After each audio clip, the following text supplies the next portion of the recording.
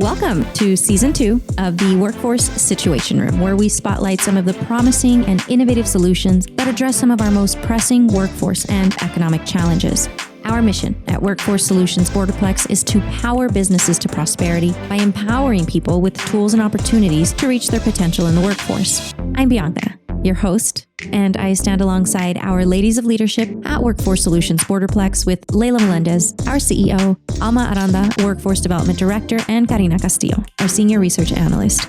In this room, we all believe every situation has a solution. For today's episode, here's the situation. We're introducing Situation Soundbites, where we hear from guest hosts within the WSB staff and our workforce network around the country. Today, we connected on a priority topic, branding. So today we have some special guests joining us. We have Wayne and Abigail, and we have our Candlelight, our media producer at Workforce Solutions Borderplex. Today, we want to talk about the demand for a good brand. I mean, this is something that we're all in agreement with, I would say, as far as how we're going to attract job seekers, even businesses and stakeholders. And I think I get the feeling a little bit that it's not as widely accepted because we're obviously nonprofit or government type organization. So branding kind of feels more like a private corporate thing. So anyway, that's our conversation today. And I want to hear a little bit from you, Wayne. Tell us a little bit about what you do and why branding is your interest. Sure, Ben, thank you. I work for an amazing workforce solutions company, Equus Workforce Solutions, and I'm contracted with an equally incredible workforce development board, Eastern Indiana Works, that serve 9 counties, just east of Indianapolis, all the way to the Ohio-Indiana line. And I have a lot of different hats that I wear, like a lot of us in workforce, but the big one really is just kind of relationship guy. And I think telling the story of what we do in workforce through social media and through a strong brand is kind of an untapped market. So that's what interested me initially in joining your session at NAWB, which was by far my favorite. No offense to anybody else that presented. And got a chance to reconnect. And that's probably a strong word because Abigail and I are already connected. It just so happened that we both won the chance to have this conversation with you today. I don't think I'm a big believer in synchronicity, so I don't think this is coincidence at all. So Abigail, tell us a little bit about what you do and how you and Wayne are connected. Yeah. So first, how Wayne and I connected, he was actually my start in workforce development. He was the first person I talked to when I had applied for a case manager career advisor job. So he did like my phone screening with me, and that's kind of where I got my start. So I was a career advisor in Eastern Indiana, and then I was an operations supervisor. And then about a year ago, I transitioned to be a special projects coordinator with a service provider career team. So Wayne and we bonded through workforce, but also our love of the Cubs, Chicago Cubs baseball. And so now in my role of special projects, I do social media for some of our projects, some even in Texas, and then do work with our company branding and social media as well. So definitely also really enjoyed the panel. I have to say it was my favorite as well for Very many cool. reasons. Thank you so much. And just for the listeners, Workforce Solutions had an opportunity to speak on a panel at the NAWB, the National Association of Workforce Boards in Washington, D.C. Super fun. We were big on trying to, get the energy moving in any case, whether it's workforce development presentations. And one of the things that we did was have a little scratch-off ticket game where we had prizes like caffeine, books, chocolate, and podcast guest sessions. So super cool that we're all here today. And Candlelight, she's here. She's our media producer at Workforce Solutions Borderplex, but we've actually known each other for over a decade, and we both started in broadcast producing.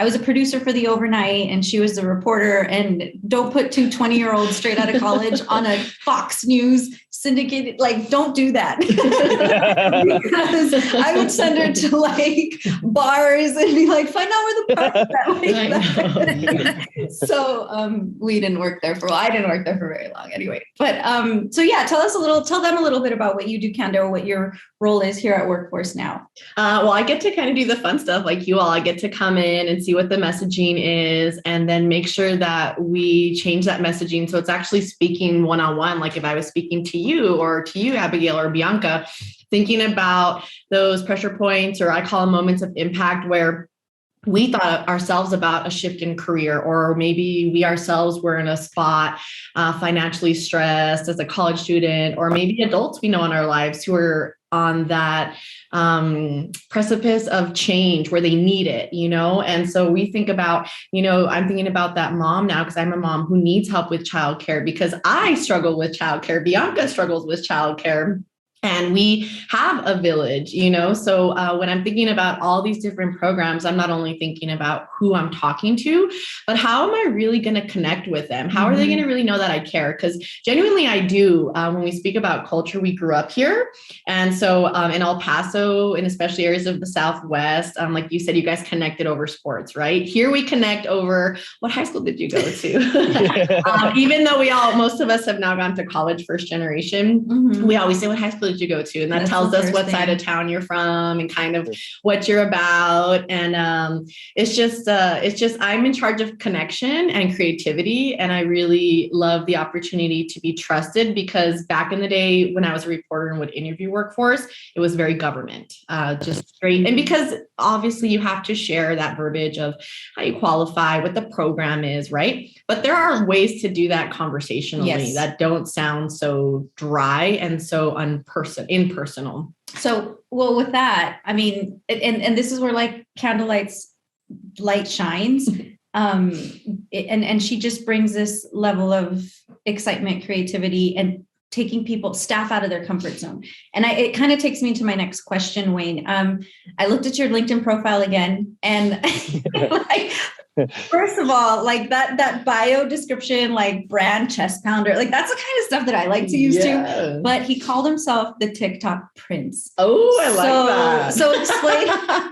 Well, I was going to say, because Candlelight gets everybody out of their comfort zone. She'll pull them off their desks and she'll literally make them start doing like the WAP or something that isn't like, and they just get so uncomfortable, but they do it because they don't know how to say no to her. So tell us a little bit about like what's your thing with the TikTok? Like, what are you doing?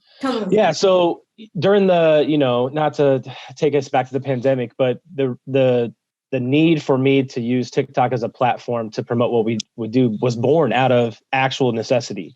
We were closed down for a couple of weeks. This part of Indiana was very fortunate in kind of the way we were able to manage the American Job Centers here. And for 2 weeks, what I did was work from home and watch my young kids constantly be on TikTok. And it wasn't a platform I really had been on very much.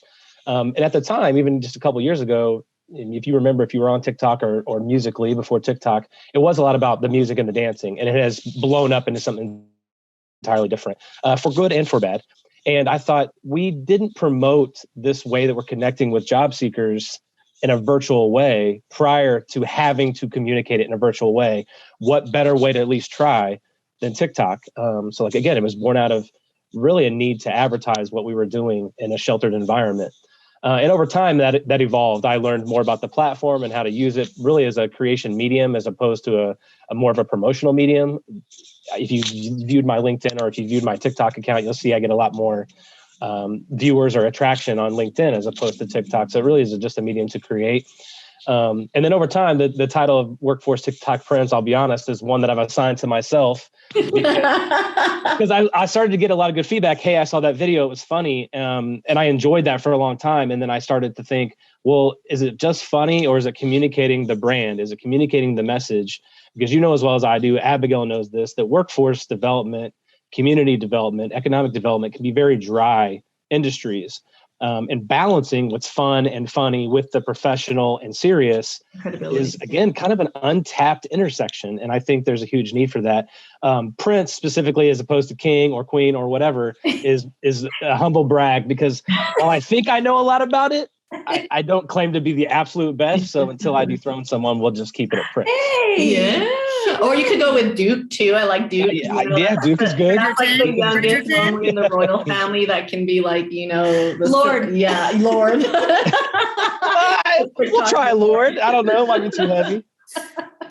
Awesome. Have you noticed that doing TikToks, are you utilizing other colleagues? Because I've noticed that when I do it here, I told Bianca, honestly, it raises staff morale. Some of our staff was hired during COVID, so we have not really met each other until now that we're in passing and they're coming to the office. We still have a flex schedule, and then I'm here, in and out at different times. And so sometimes they're shy, and then I'll get an email, "Hey, Candlelight," and I'm like, "Yes." And then they'll say, "Oh, I like that song," or "Hey, I saw this TikTok." And so it's kind of engaging with a lot of our staff who's in charge of specific programming, or even I call them our on the ground staff, who's at the office, and they're starting to want to engage and give me ideas on how they are seeing it, how they engage personally with TikTok. And so that's like helped me to even look at it in a different angle.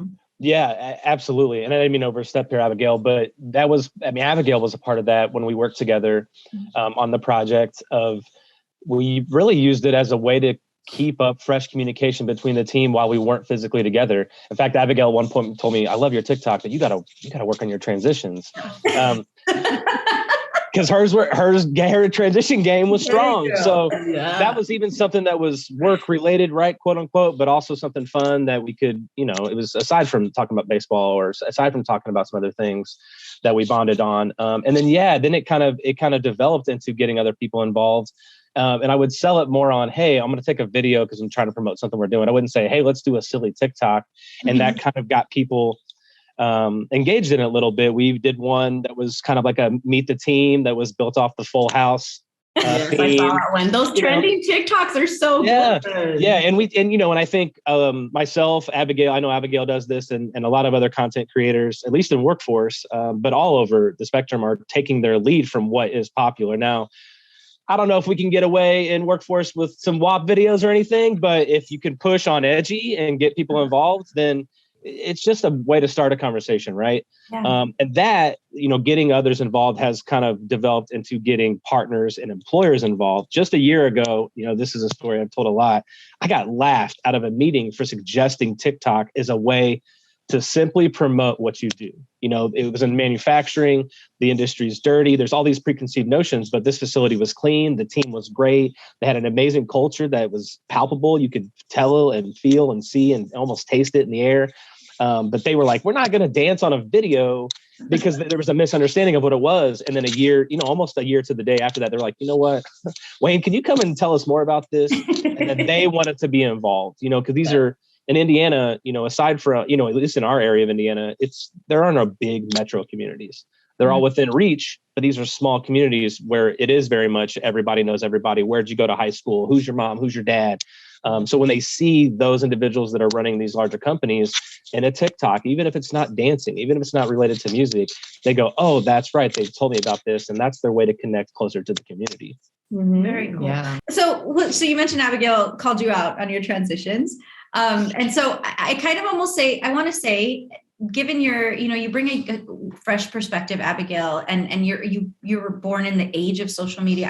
I think kind of like maybe even you, Wayne, you're probably the MySpace days as it started to maybe trickle in, but like you were born and it was already happening. So given that you have this like default, you've inherited this like knowledge, this awareness and of how it works. And that's pretty much the consumption that's happening, right? If it's not digital, it might be Netflix or other, like it's not traditional anymore. What do you think? I mean, given the bureaucracy, the government, professionalism, and the fusion of the cool digital stuff, what would you say is the secret sauce for at least the younger demographic, maybe even a generation over, to getting people to pay attention and to actually want to consume what we're trying to say?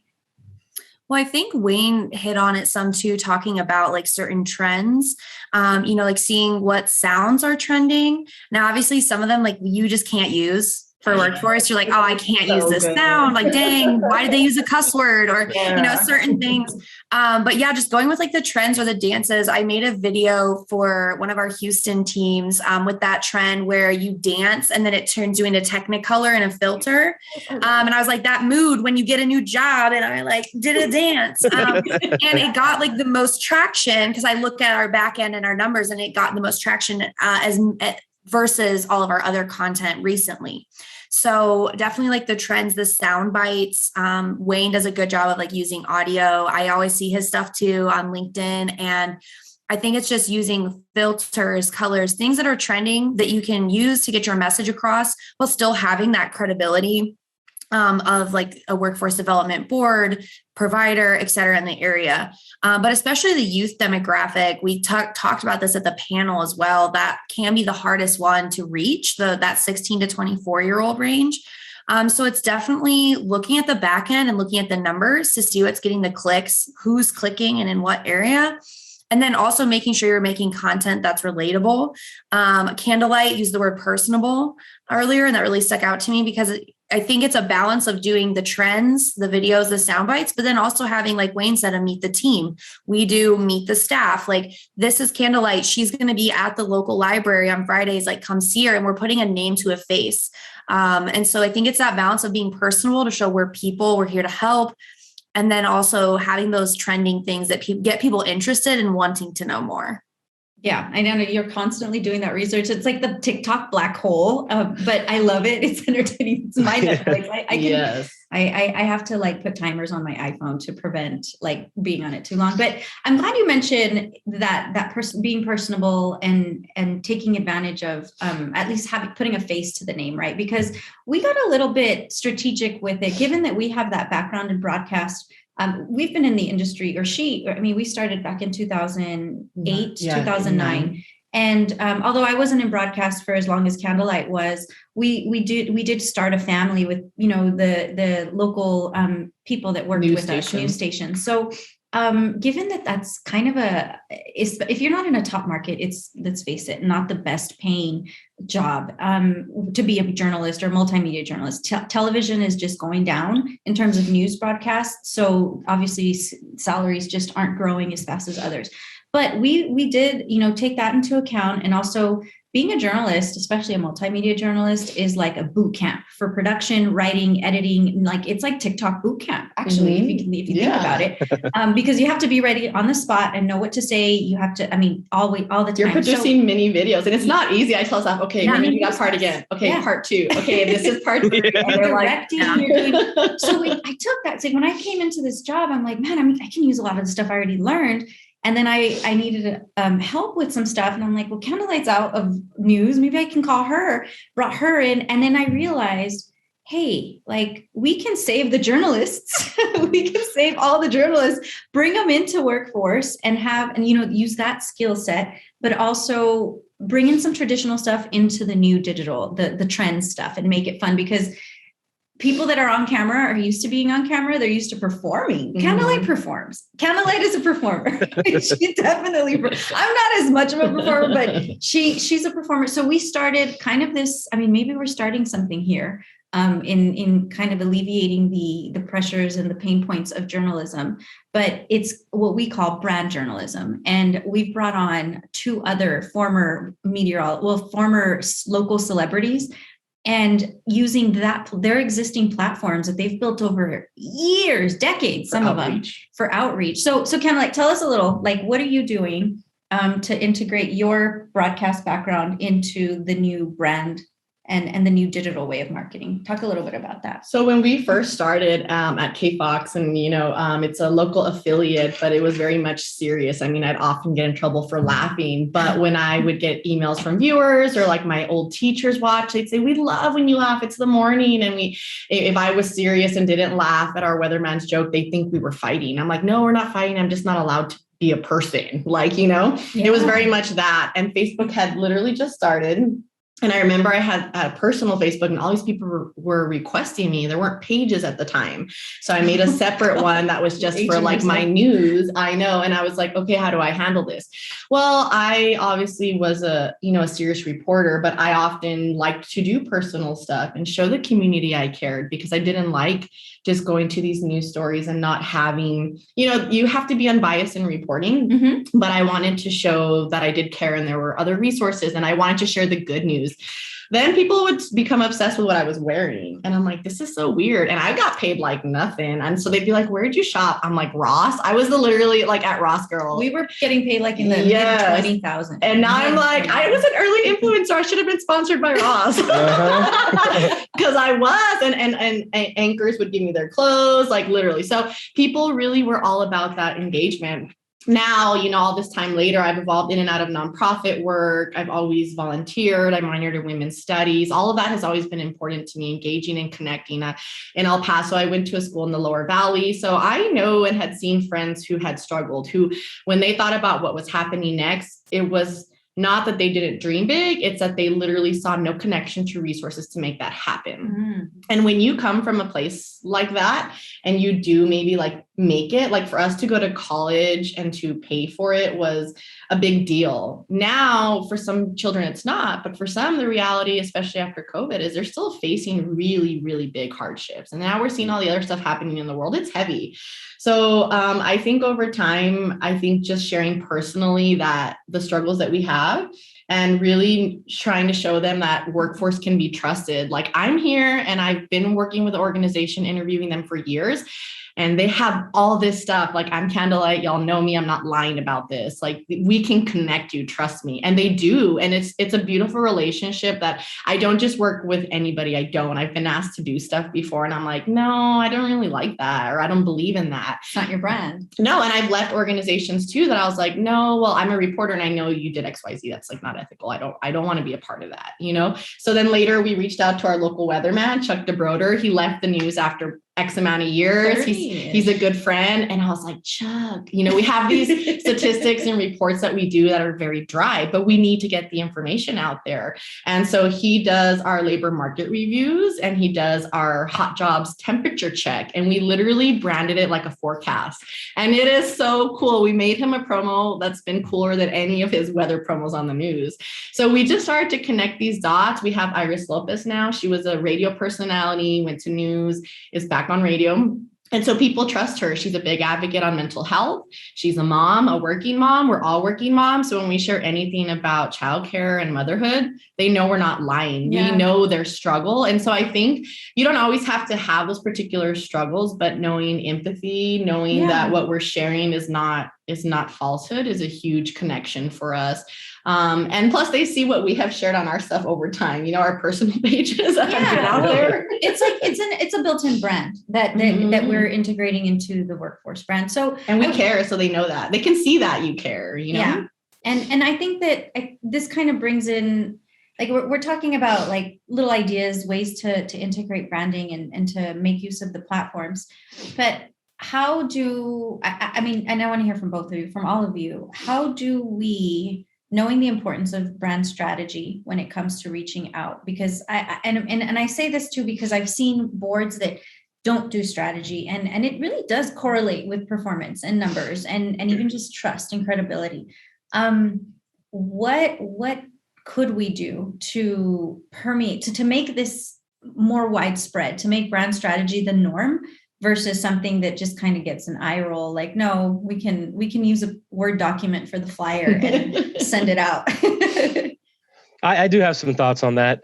Traditionally, workforce boards and service providers that work with workforce boards are going to get their data as it relates to unemployment rates and demographics and, what a lot of us would say are the dry statistics, but they're real and they're important. And what they're overlooking is these statistics that relate to social media and how specifically Gen Z is using social media when it comes to work. Over 30% of Gen Z needs that, in a job description, that career advancement opportunities are possible and what the path is in a job description. That's entirely different. Or that their specific employer's workforce is quote unquote diverse. Social media can convey some of those things through video and through audio. That way you don't have to go do the research. And we know that, younger millennials and Gen Z and, Gen Alpha, who assume me in the workforce, are not going to deep dive into the research to look at a job. They're going to use platforms like TikTok or YouTube. And speaking of those platforms, almost half of Gen Z are using that to get career advice, to look for work. Mm-hmm. When you present workforce boards with that statistic, and it will take some time of repeating those trends to them, it's a missed opportunity. It's a do or die. Our region, our area, our state, our nation will fail and become worse by you not coming to the fact that this is real and this is how people are looking for work. And if you're not communicating your brand or your product or your culture, et cetera, through these platforms, you will be behind. In fact, if you're just hearing this now, you might already be behind. Definitely. And it can feel overwhelming for some of them. I think that a lot of our leadership is older. And so they kind of get overwhelmed. And then they're like, well, wait, we can't let you guys go crazy. And we're like, well, wait, we're the middlemen. But there is still places, and especially here, where people don't have access to internet. So we have called it the digital divide. And so there are areas where we do still have to use traditional media, True. but it can still be integrated in different ways. And it just depends on what program or audience we're going for. And we call it the Next Force. So we did this like whole project with Rise and Grind. And these teens, I was like, do you guys want to come work with us? And they did help us rebrand the program. And we were looking at doing a takeover Tuesday with them, and maybe even the teachers, also showing traditional careers that need to be filled by them, because they're also kind of in this stargaze thing of like, I want to be an influencer and I just want to work in a job that makes money. But there's still these other purposeful jobs that also mean quality of life, not just money, and traveling. You could be a teacher, and that's still super important. What does a day of a teacher look like? So as far as for you, Abigail, just on your end, what do you think we could do as workforce leaders to keep the buzz going about branding and strategy and convincing them? I mean, I like your idea, Wayne. I really like maybe we all just create a brand coalition army and say, you got to do this, or I don't know. Economy. Well, I think part of it too, as you mentioned, like numbers, right? Like what drives our work is helping our communities and doing the meaningful work and helping our customers. But what also is the equally important driver is performance and results. And so I think part of that too is spreading the word, like getting quantitative and qualitative data to show like, hey, this works. Like, oh, we're funny and silly and goofy, and there's Abigail dancing around. Bam, hit them with the facts, claim data warrant, it works. Because at the end of the day, it doesn't really matter the medium that you go through. What works and is getting numbers and is the trend, like that's what you should want to be doing. So I think too, it's also about being able to articulate. So other people like Wayne and individuals on workforce boards and providers, making sure that they're able to articulate and show how it's being successful. Because at the end of the day, at these conferences or meetings that we go to, people want to hear what's working and like, how do I reach young adults? How do I do this? And then like, I remember seeing you guys have a local, like a guy that everybody knows. You guys had a video series. Yes. Chewy's the most popular. Chewy. His videos, people go crazy. I show Bianca and him, and he's like, Yeah. Exactly. So things like that works, like that stuck with me. And I was like writing down ideas. I know Wayne and I walked out of the panel and he was like, oh, they were saying ideas. And I was just thinking of things in my head. So it's like we can take ideas off of each other too, like see what hashtags are trending on Wayne's post. And I'm going to use those hashtags on mine. So it's very collaborative, like workforce is. And I think by just showing continually the data and results as proof that it warrants other people taking it up and using it. You gave me an idea. So the purpose of the podcast, when I first gave our leader the pitch, is like I'm listening to the ideas come up in these raw Zoom conversations during COVID. Like that's when we all got really bonded, and I'm hearing these really intense raw conversations between these leaders of like solutions kind of coming up, and thinking, man, like this is good stuff. And this needs to be on air. Well, not on air, but on podcast air. I don't know if we still call it. I'm used to TV, but not just because of on the airwaves, the awesomeness and just like the core, like solutions, building the passion behind it. But I thought if this is happening in this area, this room or this session, this has to be happening all over the country. People are putting their brains together to try to come up with a solution with all the pandemic, fallout. And I'm like, we need to get this out, but we also need to hear everybody else's stuff, like this like radical way of collaboration, which was my whole, like, I think that we're great as a board, but I bet you there's 1,000 other boards that are just as great, if not better, doing cool things too. And that's, for me, I think that's like the best way, one of the best ways to get this in front of them. Like, hey, get your podcast, tell us what you're doing on your podcast, and we'll tell you what we're doing. And you guys can be guests, which was the whole purpose of this conversation. Yeah.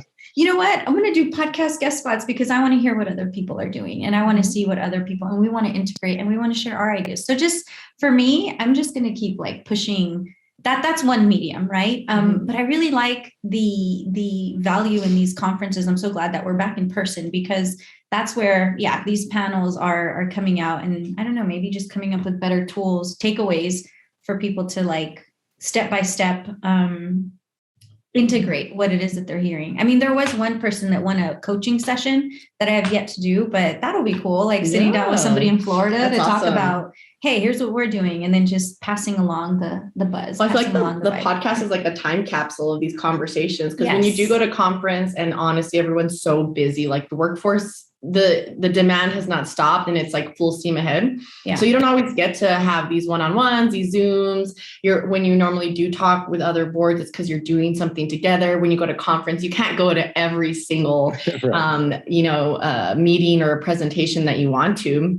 So I think doing the podcast and doing these things allows people to like hear it. And I think it's just one of those things you put out in the universe. So someone happens to hear it and bing, bing, those light bulbs go off. I mean, I tell Bianca all the time, sometimes my son is 3, I'll watch a cartoon and I'm like, hey, I saw this in Sonic the Hedgehog. Let me tell you something. And then I just like, my mind goes into a movie. I feel like I'm literally, my brain's like a walking movie. Sometimes I'll be somewhere and like the song comes on and I'm like, oh my gosh, this song totally fits with what's happening right now.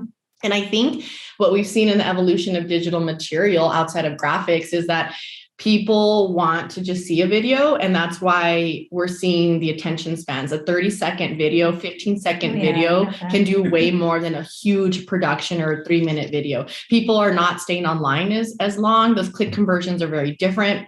And so I think when we do share these reports with people who are maybe naysayers or they're overwhelmed, it's like you said, Abigail, like, boom, here's the analytics, here's the click conversions. And I think the best part of this platform is what I see is that people outside of our region are seeing this. And so when we're talking about attracting people from other cities or introducing them to the Southwest, if they happen to see our video and they're like, oh, this program's there, I have family there.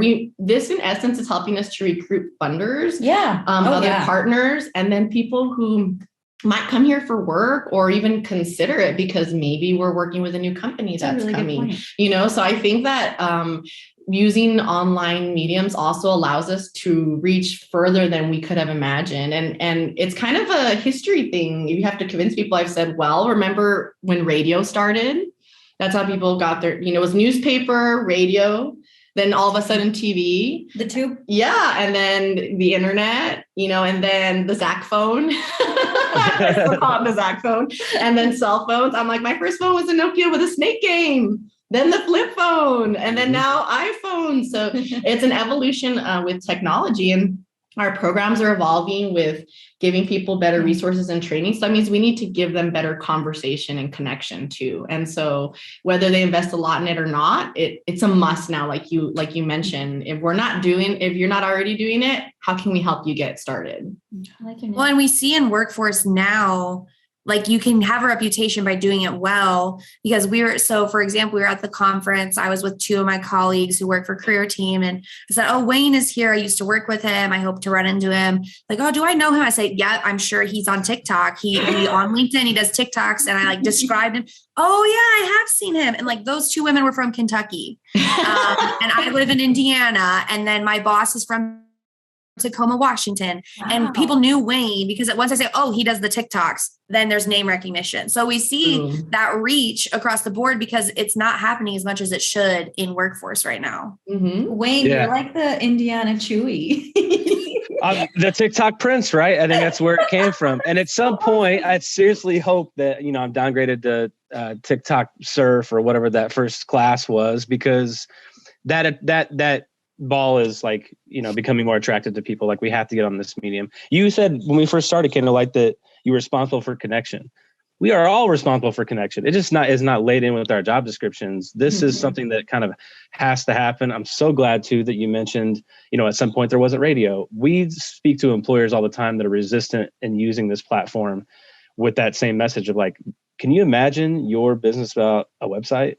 At some point, a lot of employers were laughing. We don't need that. Our business is fine, as they shove in a laser disc into this thing and popping an 8-track on their way home. Like we have an advertisement in the newspaper. It may be silly, but you call it whatever you want. It is the next stage in evolution of promoting brand. It is. There is no question. This is what it is. You got to get on board. You have to get on board. And like you said, we're here to help. Like we're going to be the pioneers. Hopefully there's a Mount Rushmore of TikTok and all 4 of us are on it at some point. Or yes, let's just go there. let's just go to like every workforce and do like our own TikTok, TED Talk, because they need it. I think the next thing that's important that I've heard a lot of business people say or programs is, oh, well, one of the interns is going to do it, or we're going to let one of the employees is really good at it. And I'm like, oh, and granted that people, they are good at it. And there are teams who are amazing at it. I'm like, hey, how'd you do that? My goddaughter honestly helps me with scripting what we're going to shoot. I'm like, how did they do this transition? I'm like on YouTube looking how they did the wipe on the window. Like, it's really cool, right? But I'm like, how did it's all accessible and it's all on their phone, easy. You know, can just find out how to do something literally. Definitely. YouTube University. But there are definitely 101 rules to it, because posting on your personal versus an organization is so different. And so you do need to still have professionalism. You do need to be careful with what you're choosing. And so, you know, it's not hard to learn, but certainly needs to be done well. Absolutely. Do you guys want to share any challenges maybe that you had with starting the platforms? And did you all have like a reluctancy with staff wanting to appear on the videos? Yeah, there's always reluctancy. Typically it's from people that aren't familiar with social media, you know, as a part of their life, right? Like you mentioned, Abigail, kind of being born into it. I feel like I was to a certain degree, but you're right, Bianca, I was definitely a MySpace guy. And was actually reluctant, like Facebook will never take off. MySpace here to stay.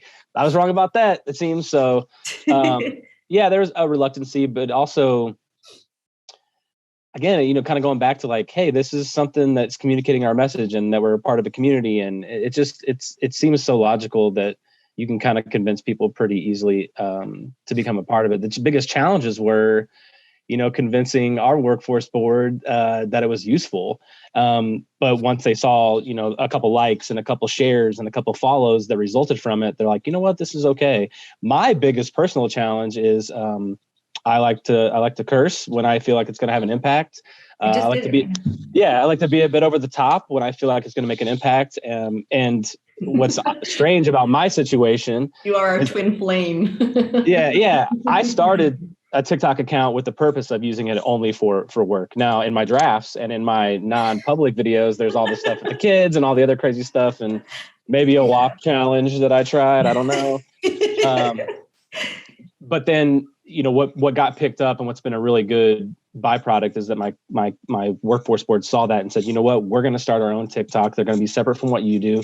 You keep communicating our brand as Wayne, a representative of our board, and we're going to communicate our brand as the board and see how the two work out. Awesome. So yeah, the intrinsic challenges for me are just the fact that I can't actually do whatever I want, because I know there's some bangers out there using the right music, using the right hashtags. I find all the time, like what Abigail said, every time I try to find a cool sound and I'm like, there's one word in there that I can't use, and that's a shame. And I wish I knew how to manipulate it a little bit better.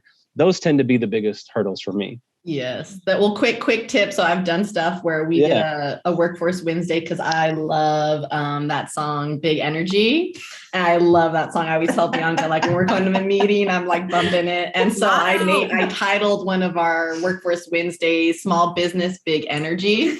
And that's literally what we led with. We're like, we know what you do in your small business is big, big energy. And then you know what? Like half our staff emailed me back and they're like, oh, Lotto, I hear you. Like they were like really, and probably half of the businesses we spoke to at that conference, they probably heard that song maybe, but like the younger business owners, they're like, it's Mariah Carey. No, girl, it's well, no, it's Lotto, but like the yeah, Lotto, DJ Khaled, Mariah Carey. Yeah, it's like a mix, but the catchphrase, they were like, like they felt it. And I literally in our like staff email, I said, energy check. Like everybody was like, what's happening? But keeping that conversation of like, hello, it's the Workforce Wednesday. Like I'm kind of like tickled around with like sending different verbiage. And I noticed like a huge difference in the staff, like consuming the message, and then the trend of people clicking on it just from the title, even though I couldn't use the song. Yeah. I think what's really cool about the shock value factor is like, It's almost as if you don't even have to have that big of a shock value. No. I have It's a have a vibe, shock though. value. The vibe. When we read the teleprompter so we do this Workforce Wednesday thing, which is just almost a newscast, a segment of like a cool success story. But it was a cold read for me. I had never read the script. So I'm just there doing the intro and I see big enter and I'm just like you see, I think we have to take a second take because I couldn't stop laughing. Dang, God, I almost said the other word.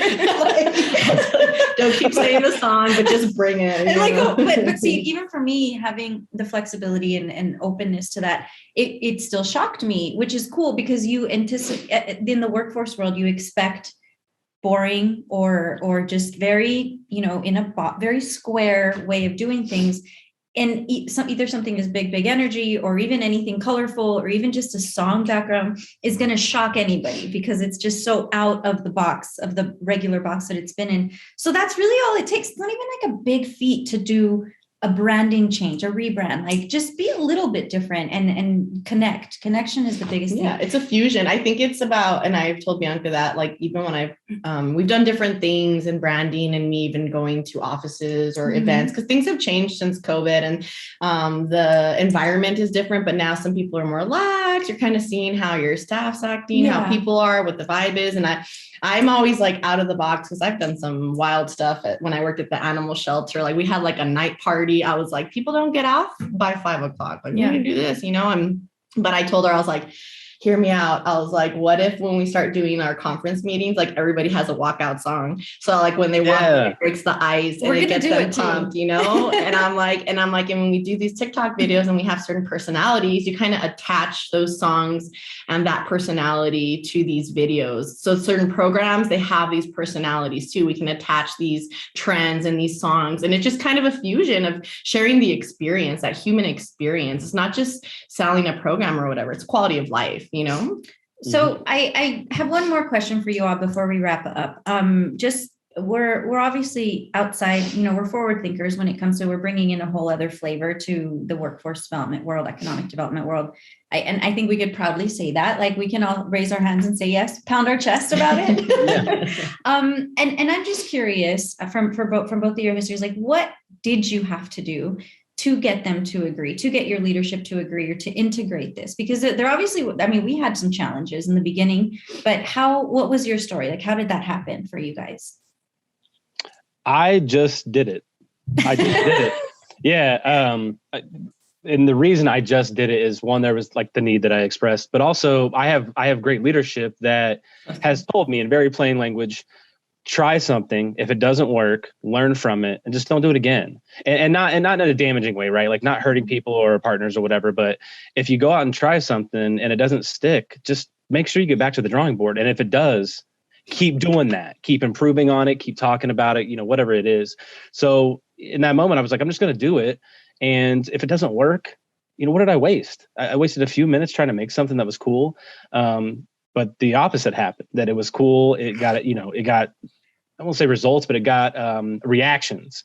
And that enabled me to start to work on more. And then, Abigail was like, yeah, it's a shame that we didn't get to do more together because we really were two people that were like, this is cool. We can do this. We want to be involved with it. It's not ever going to be an actual part of our job, but this is something that really, another thing too, and I come all over the place here, but it's not part of your job, but if you could make it part of your job, it really helps you feel great about your job, right? Like it's an extra thing that's just really cool. So yeah, I just went for it and was waiting to be told no, like that, what does it do now and ask for forgiveness later, whatever the adage is. I just took a shot at the moon and was like, if it doesn't work, then I'll move on to something else, but it worked. Cool. Very cool. For me, it was just, I became known for making TikToks. I traveled to North Carolina to onboard a new team, a new project out there, and I made a TikTok of my trip. And I had two of our leadership, and I got I recorded the security searching Anthony, and he looked at me like. And so I made just a whole compilation. And now Anthony, when he travels without me, he'll be like, oh, and sorry, I didn't get a TikTok, or everyone knows when they're around me, they're probably going to be in my TikTok. I did a conference recap. And so then we'd be in work meetings, and this is just a really fun. Our company compliance was on a meeting, unmuted, typing so loud. And someone was like, hey, could you could you mute? You're typing like very loud. Like, are you mad? Like, it sounded aggressive. And it was just the way the sound came through. So I take a little video, get out my phone, and I make a TikTok. And it's like when you're trying to be productive in a work meeting. And then I use that filter where the cartoon head is going back and forth. And I put a typing audio over it with his face. And so I was using it in my daily life. And then I was known for on like meetings if I made something silly. And so then it started translating. They're like, hey, can you help the Houston team, make some videos and project rollouts. We're about to be launching a new element of our technology, and we're going to make some promo videos and use filters. And so it was kind of just me doing it on my own, like Wayne, kind of just posting my own videos and then getting asked to become more involved because of that knowledge. Very Love cool. it. Yeah. So I see a trend, and I'm really glad that this is going to bleed into our next episode with you again, Abigail, you and Anthony. And it's, and Ken, I'll let you bring it up too, but brand on the external has everything to do with internal culture. I mean, it's, and if it comes down to, like you said, you just did it and weren't told no, but you were also encouraged to do it. And that's just exactly what we deal with too. And I think that the level of encouragement coming down from leadership is also their awareness and their understanding of what challenges we're going to have, not just breaking through this square, this box, but the challenges that we have with bureaucracy, with the red tape, with the funding, with the compliance. That's scary to so many people. And that actually bleeds into internal culture too, working with fear, leading by fear. But I think we're all very fortunate to have had very open-minded and encouraging and trusting leaders who let us get to work. I know you guys saw the twerk. Yeah, we were not allowed to twerk. They said, Caroline can do dance, she not twerk. And I'm like, well, I couldn't even if I wanted to. But she said, you can to work. And that became one of our catch. You can get to work. That became one of our catchphrases. So it comes down to culture internally. So maybe, as we all kind of team up to try to get this wave of brand going, it really does have to come in with the culture as well. So I look forward to that episode. And thank you both for joining us. And this was a great conversation. I'm going to send it to every single workforce board that I know. And I'd still love to collaborate and find ways. Maybe we find a way to get a bunch of 3-second clips of a bunch of workforce boards and come up with some kind of cool TikTok. Like a huge TikTok of the country. We've talked about that. We've talked about workforce worldwide. So maybe we do a TikTok where we show each office and something awesome that's happening. And we'll let that marinate because I think that this is definitely not going to be the last time that we chat. So thank you guys. So we'll thank you. We're eager to hear your feedback. Find us on Twitter and LinkedIn and let it out. We don't always have a choice in the situations we face, but you do have a choice in subscribing to solutions. Join the Workforce Situation Room on your favorite podcast platform and hit subscribe, where you'll find a solution to every situation. The best way to serve the community is to get real and understand the pulse of the Borderplex. Till next month, thanks for listening.